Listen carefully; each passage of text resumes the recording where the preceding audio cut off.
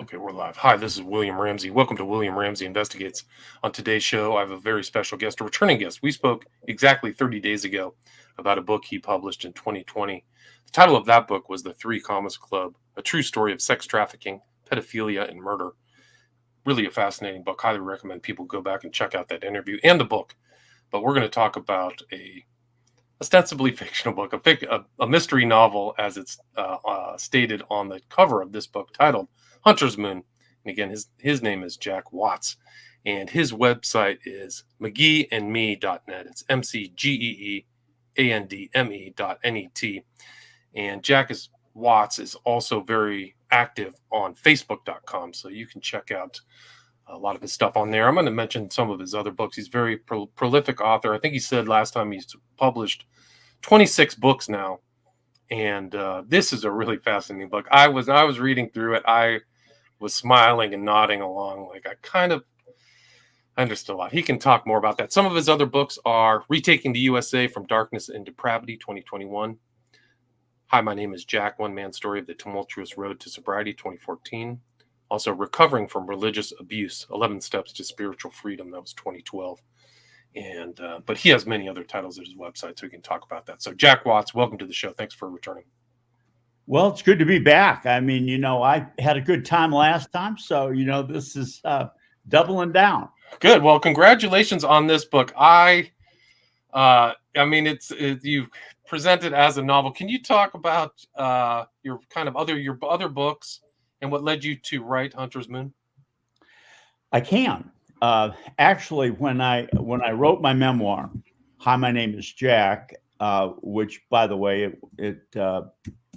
it was won the Inspirational Memoir of the Year award 10 years ago, but it took me a year to get all of the releases for it in order for Simon & Schuster to publish it.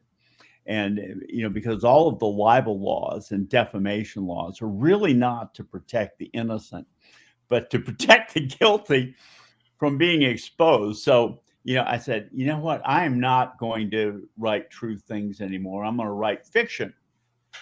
And I had listened to all the books on tape for, what J.K. Rowling had done on Harry Potter and had seen the movies and everything. I thought she kept a narrative for 7 books. And I thought, rather than just write a book on fiction, why don't I try and do 3 books? And I did, and kept the characters going. And Hunter's Moon is actually the 7th in my series, my Moon series, and the latest one. And I chose to keep it in that framework. It's to have a good audience for it, one, but also it just seemed to fit.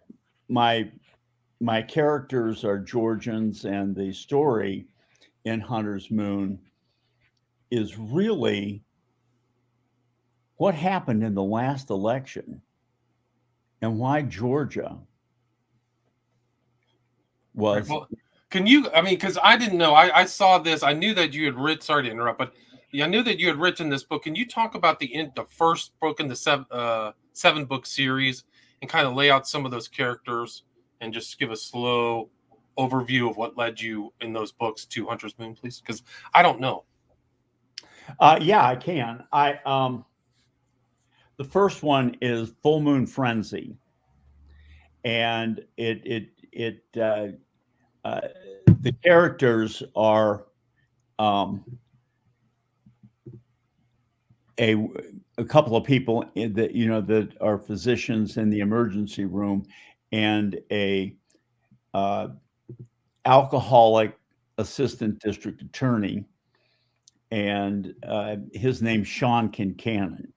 And when I was in high school and we would go out, I grew up in Boston and in the suburb of Newton. I said we'd go out and we'd find these girls and we'd tell them, that we were names that weren't ours.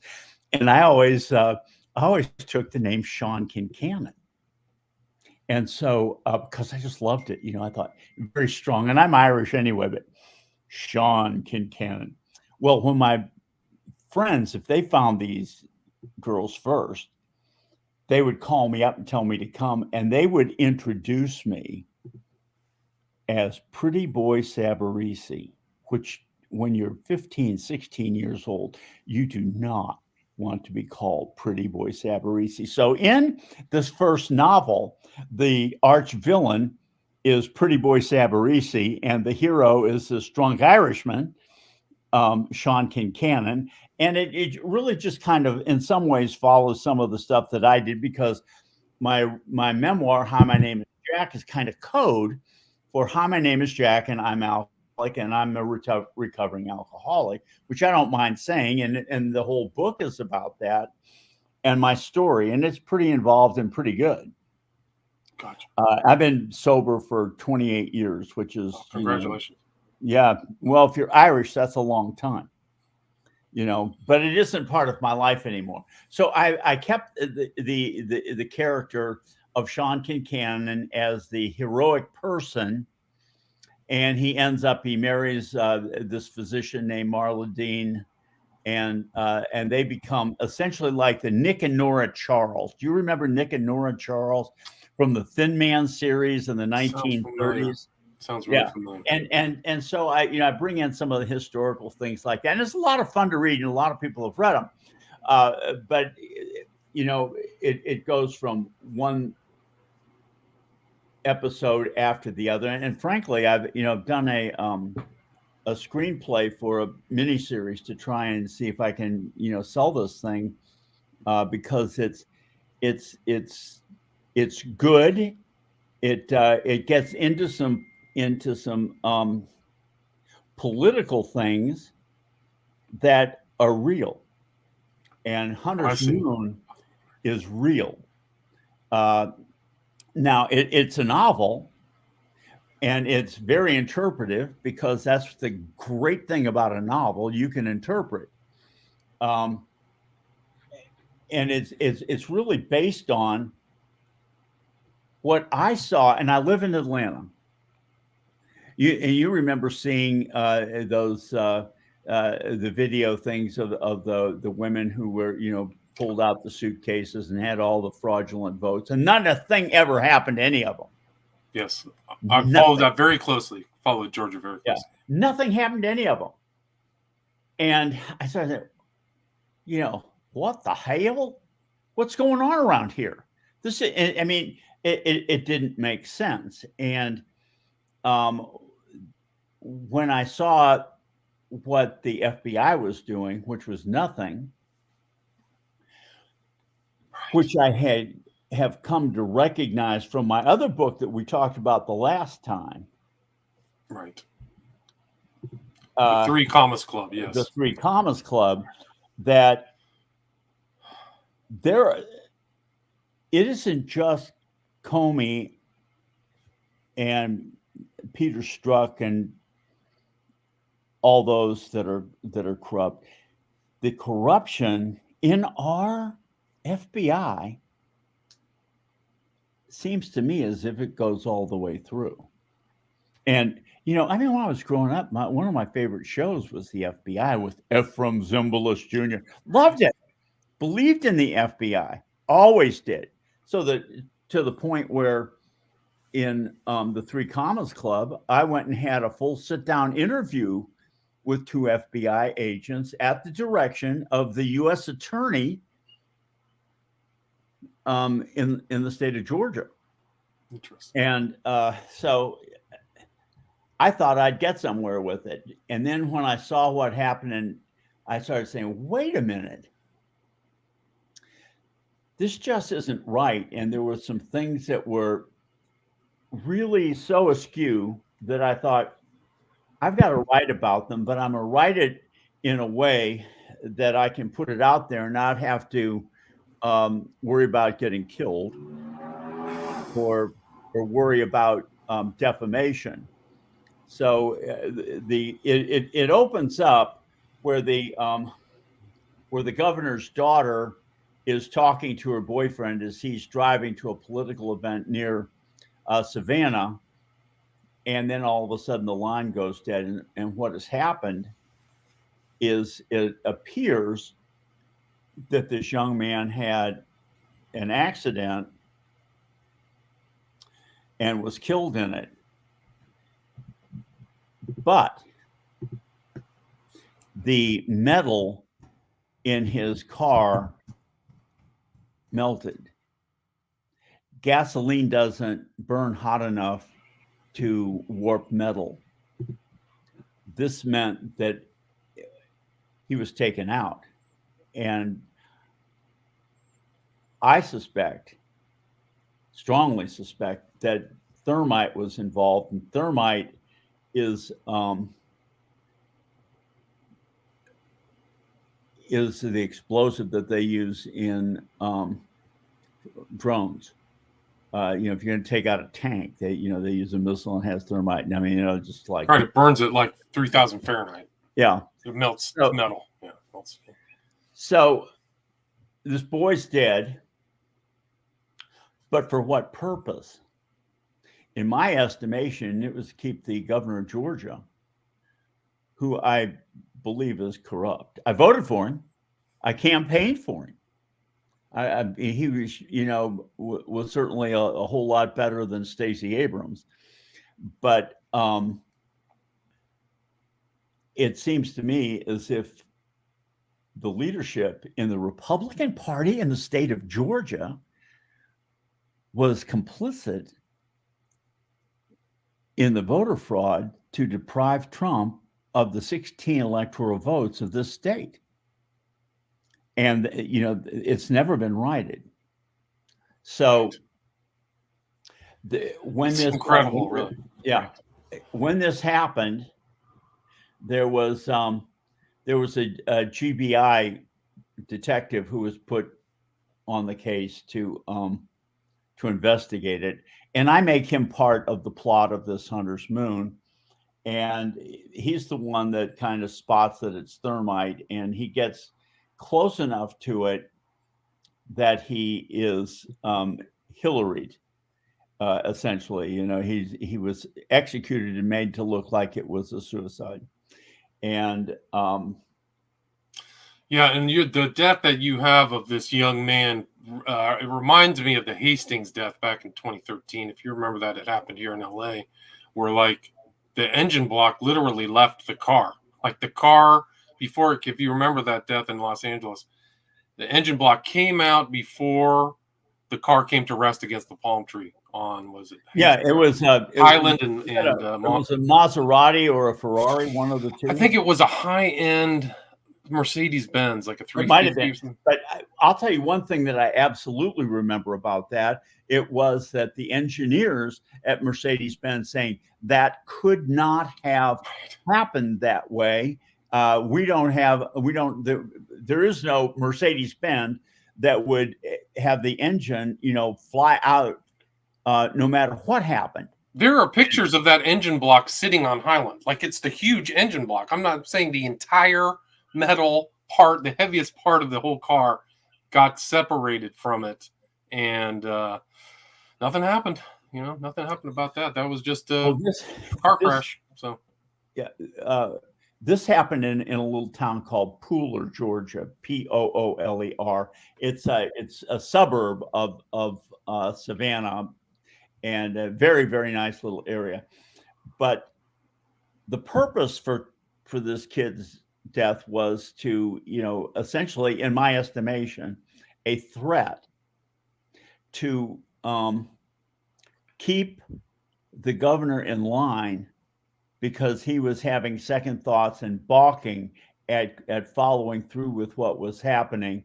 And it was like, your daughter's next. It's an intimidation, right? Yeah. It's the intimidation. And, all of this stuff was just kind of like little on the surface and people saying little things, and then it disappeared. And I thought, you know what? I'm going to write about this, and I'm going to put it in a framework that makes sense. And then based on this, they're out of Washington was a dirty trick squad. Now, the dirty trick squad is real. And these are renegade, essentially, people from the FBI, the CIA, DEA, and firearms and alcohol. What is that? Firearms and alcohol? BATF or ATF, ATF, yeah. And all of them were under the direction of a man who literally was one of the most powerful people in the Department of Justice. Now, I didn't name this man as Rod Rosenstein, but I believe it to be him. I mean, yeah, I just did like a show on the FBI under Hoover. They were involved in all kinds of black bag jobs. They were above the law. There was no real oversight. They'd sneak into people's houses, intimidate people. They were bugging tons of people. They knew a lot of these people's sex life. They were doing it to Martin Luther King. And actually, I mean, they had videos that they would share with LBJ. I mean, the reason I'm saying this is 50 years ago, so you have no idea what's happening now. But they had videos, or they had audio of MLK they would share with LBJ, and they would pass it around like an inside joke. So these are huge, constitutional Fourth Amendment violations happening 50 years ago. So you can only imagine what's going on now. And well, to just kind of add to that, the Kennedy papers are supposed to have been revealed about 2 months ago, and said that they were scheduled to become public, and they postponed making them public because of national security issues. What in the hell can something from 1963 have to do with national security issues in 2021? Nothing. But who they involve definitely would be problematic within the Democratic Party and the Republican Party, probably both. So we're dealing with people who are at a level of corruption and lawlessness that is unheard of. And of course, right now, and all of this kind of dovetails into my 3 Commas Club thing too. We have the beginning of this Ghislaine Maxwell trial, and right to begin with, before the trial even started, she asked that none of the prurient, that all of the prurient stuff be redacted from the public record, and the judge agreed. Plus, this is something most people don't know. At the behest of the Biden administration, Chuck Schumer nominated the judge in charge of this case to the Second Circuit. So he's getting to, they did that last week. Right. What timing? Incredible, huh?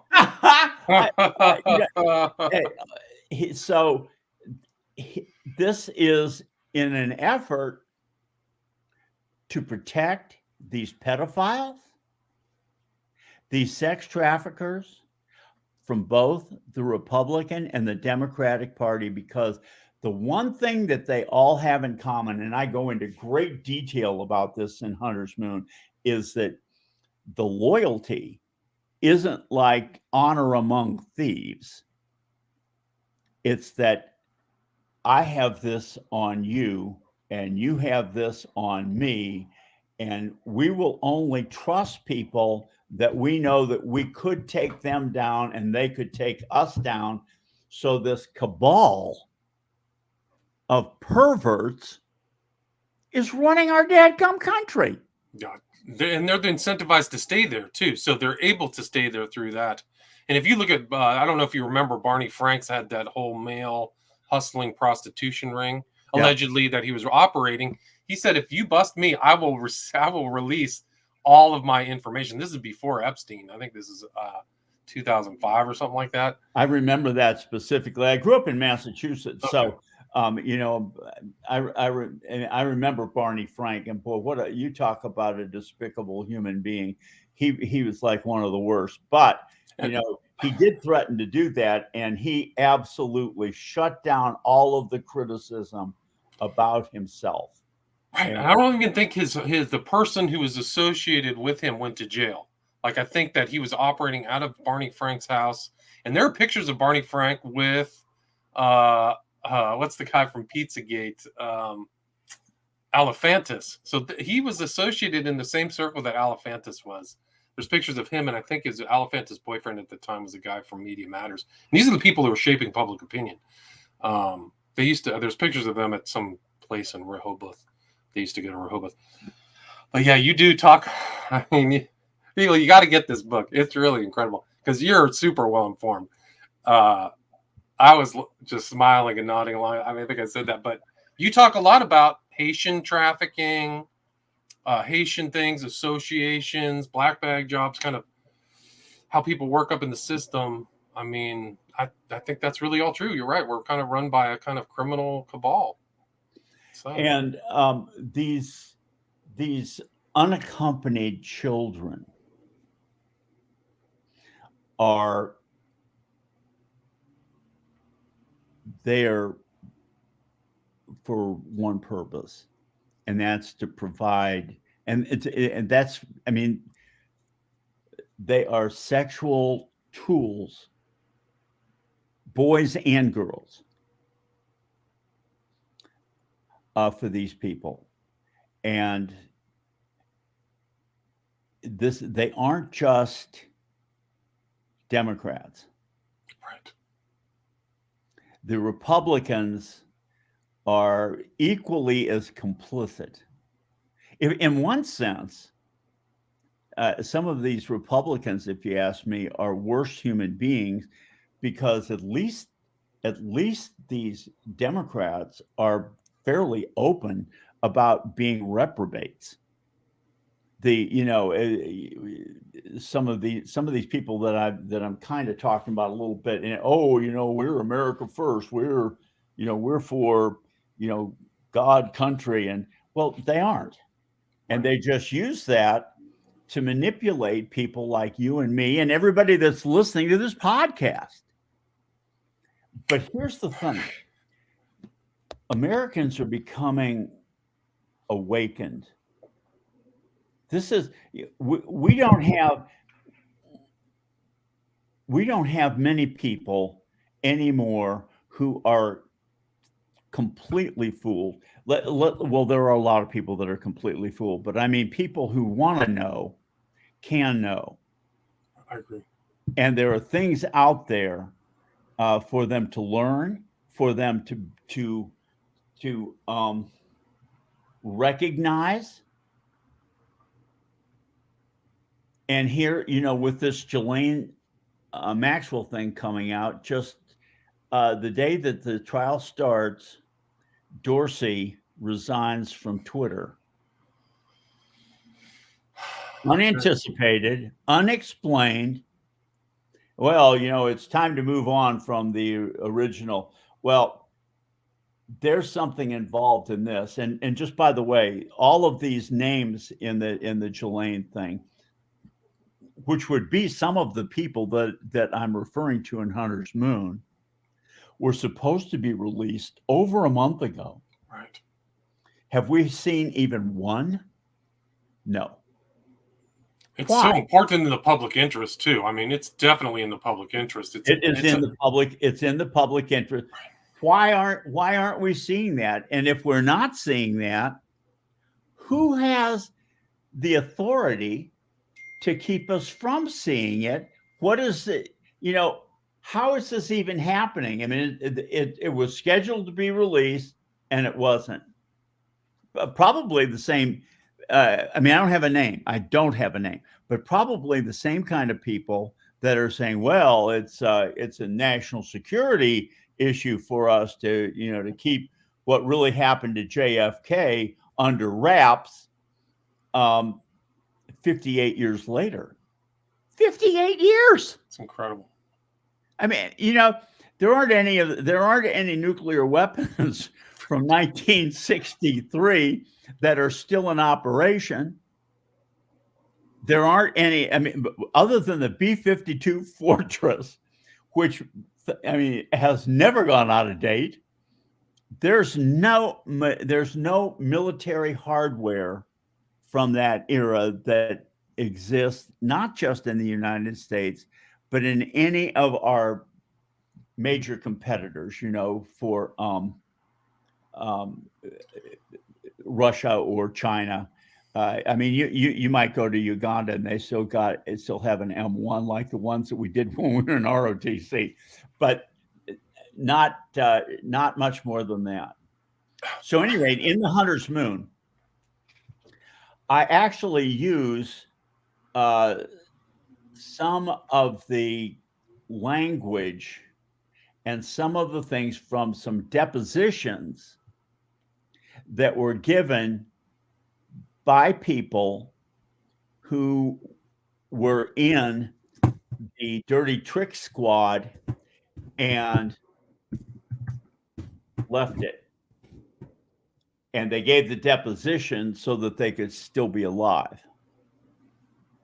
And, and interestingly, just like I did with the Three Commas Club, I have a version that has the real names that I've given to some people that will protect me from getting killed. One thing I wanted to add too, Jack, is that if you remember the plumbers too under Nixon, totally illegal, black bag jobs, CIA agents. I think it was Howard Hunt, E. Howard Hunt, or H. Howard Hunt, or whatever his name is, a total underground operative. And probably was at the JFK assassination on November 22nd, 1963, as one of the tramps, right? One of the three tramps, all the way around. So these guys they're around. You may know their name. I may not, but these types of operatives are within both party systems. Would you agree with that? Oh, I do. And, they, a lot of it, when they say it's underground, they're talking literally underground with tunnels and things like that. Now, I was in politics for a while in the early 80s, and I rode on the carts that would take you from the White House to the Senate, or to the House, or over to the executive building, or to the Treasury. These tunnels were massive. And well-worn tunnels too. Some are less used than others, but the tunnels between the House offices buildings for the House of Representatives and the Senate to the congressional building are very well-worn and very well used for people who don't know, or if they haven't been to DC. I think it was interesting. The guy that I was working for was running for Congress, and Jake Garn, who was the chairman of the Senate Banking Committee, was his best friend. So just by being, associated with Jake Garn, who ended up flying into space, he was the senator that did that. We had PACs that were very interested in the candidate, although we lost. We were big shots in Washington, just even going in there. So we would go down with him, and he would, it was like a golf cart, these golf carts. And I remember Jesse Helms was, he was quite a figure as a senator, and nobody would get on one of these carts in front of Jesse, because he was such a bad driver with them. They were afraid they're going to get killed. Kind of a little interesting little anecdote from something that's 40 years old. But of course, that has no interest in some sense, just like, the JFK hiding those documents that, that talk about who was behind his assassination, and probably his brothers and Martin Luther King Jr., all of them. Right. So that's how that worked. At any rate, with the Hunter's Moon, I go into pretty good detail about explaining how this works towards keeping the secrets. And everybody is, I mean, everybody is afraid of everybody else that are these people that are corrupt. And of course, this is, they're all rich. Yeah, they make $150,000, $200,000 a year as a congressman or senator, and they go in and 20 years later, when they leave, they're worth $40 million. And you say, well, how does that happen?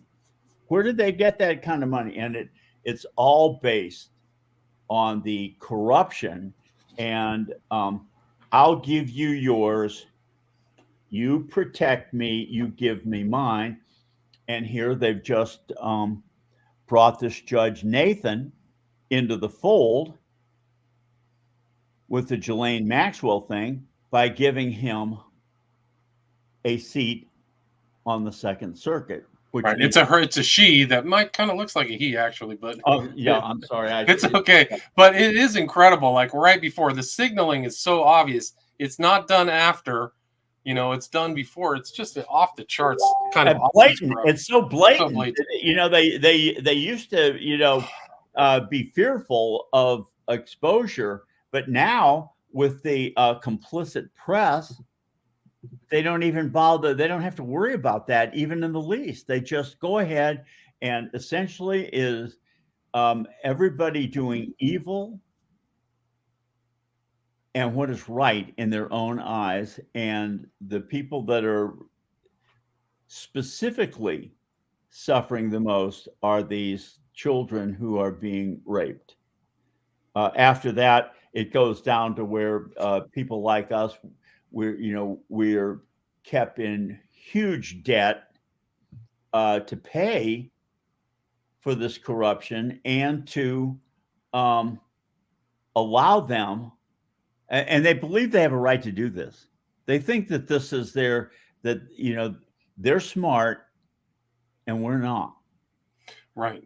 So they justify it through certain ways. Yes. Yes.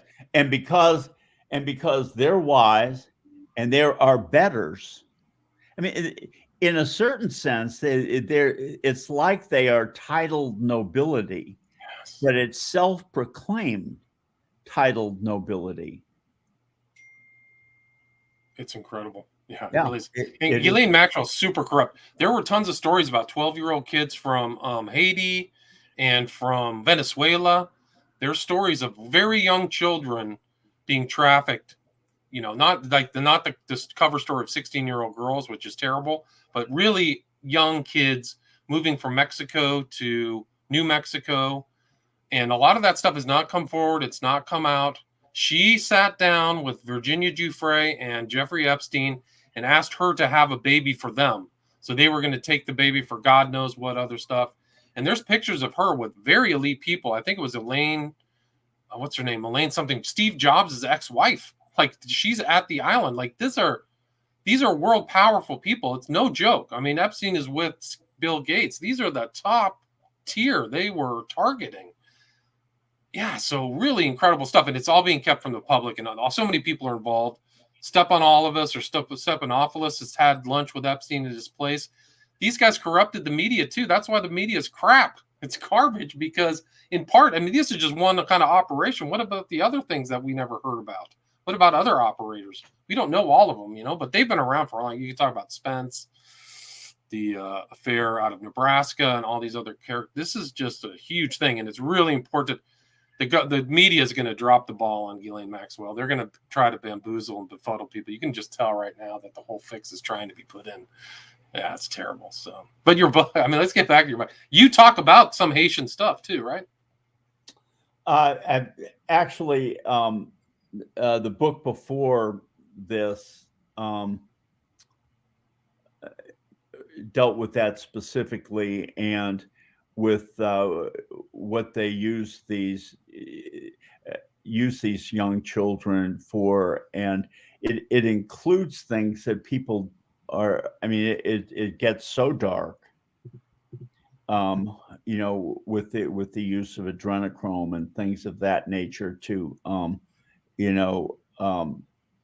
terrify these children, and then, essentially sap their adrenal glands and use the what they get to keep them young. It's really funny. You see these pictures of a movie star and says, well, this was her in 1970 and look how good she looks 50 years later. Well, it's a lot of it is because of what they've done with these kids, and it's a little beyond. I wouldn't even go into it. It's just, just even learning about it, it took me months about reading about this stuff before I was finally even willing to admit to myself that it was possible and that these things were happening, because the depravity was so extensive. And this goes not just, and it goes beyond politics, to where some of our religious leaders and some of these evangelists, and particularly some of the ones that household names on TV, are engaged in these type of things themselves, and won't speak the truth because they are complicit. This is evil to the level that it's hard to actually fathom. And the people that are listening to this, it's this couldn't really be true, Jack. You're a conspiracy. And you know what? I'm not. I never thought. I'm just a guy, and but once I started writing about some of these things and got into it and started seeing some things, it has become very clear to me that we have to absolutely positively make a stand for righteousness, or no matter what, the nation that we leave to our grandchildren will not be the one that we inherited from our grandparents, because we have deteriorated so much. And that's kind of what all Hunter's Moon is about, is telling people, showing people how this operates and how they manipulate. And I put it in a fictional setting so that it's it's a page turner, and I'm at least a decent writer, so really good. I really enjoyed reading through it. Yeah, it's like Mystery Babylon. Like, you're stuck in something where you can't see behind the curtain. You just see people not moving. Like, even the 2020 election was so weird, just watching people BS and not move. Like, even senators, nobody complained. It was just a complete befuddlement. Like, what are these leaders doing? Very few people complained about the obvious vote fraud. Just massive vote fraud. It's just how do you explain that? Right. Right. There are half a dozen that really kind of are pretty strong on this. Jim Jordan certainly is, and as a congressman, Johnny Radcliffe was, and as the DNI, he absolutely knows, and so does General Mike Flynn. That's why they had to take him down. And Trump, God love him, didn't. He had too many people who literally are traitors involved in his camp, so that he was getting advice from people who it seemed like they wanted to do the right thing, but in reality they wanted to do the exact wrong thing, and did. He made terrible hires, a lot of terrible hires. Even Pence himself was weak, spineless. In my opinion. So who was this? I didn't hear it. His vice president, Mike Pence. Oh yeah. Well, actually, Mike Pence is one of the people that is that I refer to essentially in Hunter's Moon. I think it isn't that he's weak. I think that he is not even close to the person he says he is. Interesting. I mean, I think that he is every bit as evil as the people who are on trial right now. I mean, this is a truly devious, deceptive, bad guy. I'm not guessing about this. I believe you. I mean, that's the whole mystery. And you know what? There are folks that say, oh, this is, they're going, he's going to be this and he's going to be that, and the Republican Party is hierarchy is all behind Pence for 2024. You know what? He'll end up being exactly like Jeb Bush, an absolute zero. And you know why? Because people like you and me know who he really is, and people will do us. And it's kind of like, yeah, you're right about that, Jack. Yeah, you're right about that, William. He ain't who he says he is, and we're not going to have it again. And we are not going to stand for this nonsense and allow this nation to go down the drain. It's unbelievable. I mean, we have a guy on, he should be playing shuffleboard in Palm Springs. I wouldn't trust him to keep score, but this guy is not competent. It's just, and that's the whole thing. He didn't win 81 million votes. So and that whole thing that happened in Afghanistan where you leave $80 billion worth of equipment to people who hate your guts and you just keep on going. That's weird as that. That was not incompetence. That was his payback to China. I mean, they've given billions of dollars to his family, and to leave them Bagram Air Force Base without destroying anything, to leave them the equipment, to abandon bauxite or what is the thing that you have to have for for electric cars, and they've got 80%. Oh, like all the minerals and stuff. Yeah, it's a very mineral rich country. Yeah. Yeah. That this was his payback to China. So their investment in him was a smart one from their perspective. Yeah.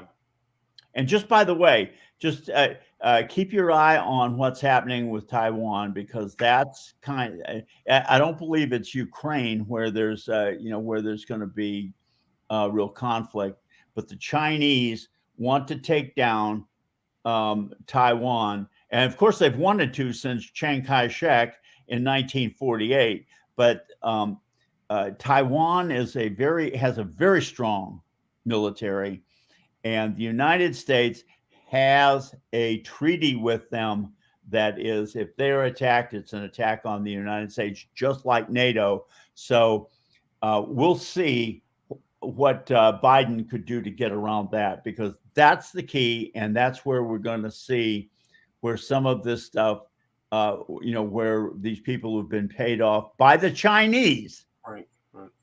We'll see what they do. So that's all ahead. Did you ever find any connection between Hunter, whatever his name, Robert Hunter Biden, and Epstein or Ghislaine Maxwell? I don't know that I have seen that one. That's I tell you one thing. A couple of years ago, it was like, okay, what is this about Hunter? Is this real? So I took one time, I went on the dark web to see, and I saw things that had never even entered my mind. And I kind of wish I hadn't, but Hunter Biden is the absolute reprobate that everybody considers him to be. There is not, there's nothing about him that's worthwhile. And, he, look at right now, he's getting a pass. Oh, he's getting a pass. There's no question. Tons of pass. I mean, his laptop is so incriminating. There's problems with him and his brother's daughter, or used to be, according to his own wife. So, and I think she was 14 or 15 at the time. So he would fit right in with this whole Hunter's Moon thing. Well, there's also problems with that poor girl and her grandfather, the president of the United States, not by election, but by usurpation. Yeah, it's just incredible times. It's like some people are sleepwalking too, which is so strange. And you know, and I find that a lot of my Christian friends are, you know, just willing to give a pass to all of this stuff, and I don't see how they can do that. That's you know, and of course that's what I write about the most, is how people of faith have got to stand for righteousness and not accept and be passive to depravity. How do you do that? The worst, yeah, the worst kind of depravity. Like you're watching innocent kids like be trafficked. Like what's going on? Why isn't that a major aspect of the public church of any denomination? Catholic, evangelical, Baptist, Protestant, whatever, Lutherans. Why is it? I mean, it's incredible. It's happening all. I mean, I don't know. It's so crazy. Is there anything you'd like to add before we wrap it up, or anything like I missed? I mean, it's really an interesting book. I know you know so much because it's reflected in this quote fictional unquote book. But it's great to talk with you again as well too, because I feel like I'm, you know, you're so well informed. Like I can bounce these ideas off you. What would you like to add? Where's the best place for people to get the book? Amazon. All of my stuff's on Amazon. It's easy, you know, it's the easiest place and easy thing to do. And you know, I write a lot of stuff on Facebook. So it's, you know, Jack Watts, WATTS. I mean, people want to follow me. I've got 25,000 people that follow me on Facebook, which, you know, in like Instagram, that wouldn't be a big number, but on Facebook it really is. And you know, I put up stuff every day. I put up inspirational things for people because they got to have things to just, you know, give them faith and encouragement when all they see is darkness and doom. Yeah. And you know, we're at this. This is you know, for such a time as this, we've been called to be who we are, and this is a big deal. And it's a great time to be alive because, you know, what we're doing is purposeful. And it doesn't take a superstar. It just takes a lot of people just doing what God calls them to do and saying, I will not participate in this. I will not demur. I will not refrain from saying what is true. I'm going to stand my ground, and I'll stand with this ground with my brothers and sisters in Christ throughout this country. Amen. Amen to that. Great book, great discussion. Again, the title is Hunter's Moon. It's a mystery novel. You can get it on Amazon. His website is mcgeeandme.net. So you can check out his writings and his links there. He's also active on Facebook under Jack Watts, 2 T's, JACKWATTS. Thanks so much. Just one other thing. I did leave up on my mcgeeandme.net the 3 Commas Club as a free download for anybody that wants to read about the sex trafficking, pedophilia that's going on. It's a true story, and you know, they can get a free download. And I'm going to leave it up for a little bit just so that they can do that, because I'd rather have them know what's going on than make a couple of bucks. Good for you. Well, that's great. Thanks so much for your time. It's great to talk to you. Let's do it again soon. Absolutely. All right, take care. Stay there. All right, that's